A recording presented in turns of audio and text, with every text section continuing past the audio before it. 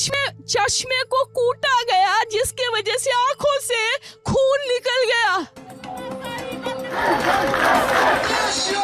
36 घंटों के लिए लोगों की जान बचाने के बाद एज ए डॉक्टर को क्या रिवॉर्ड मिलता है? Rape, torture and murder.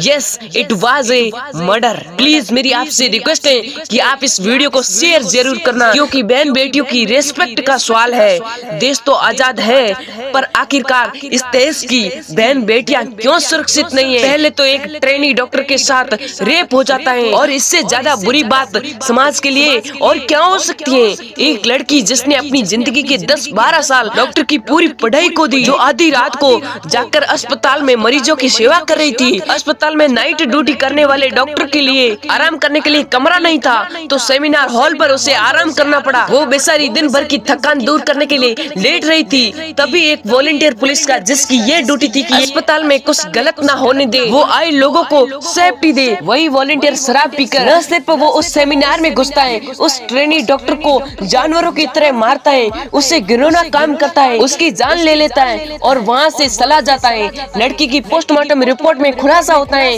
उससे सुनकर किसी की भी रूह कांप जाएगी। उस बेचारी की गर्दन तोड़ दी गई थी, आंखें फोड़ दी गई थी, अंगुलियां तोड़ दी गई थी, और उसके शरीर का शायद ही कोई हिस्सा था जिस पर हमला किया ना हो। आप भी सोचिए, अगर किसी इंसान को इतनी बुरी तरह मारा गया हो, उसके साथ रेप हुआ हो, उसके शरीर का तहस नहस हो, क्या पहली नजर में बॉडी देखकर किसी मूर्ख को पता नहीं चलेगा कि उसके साथ क्या हुआ होगा?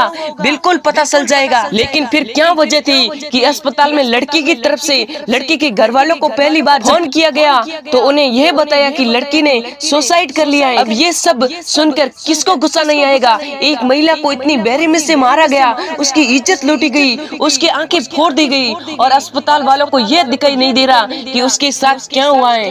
वो उसे सुसाइड बताने पर क्यों तुले हुए? आखिरकार क्यों?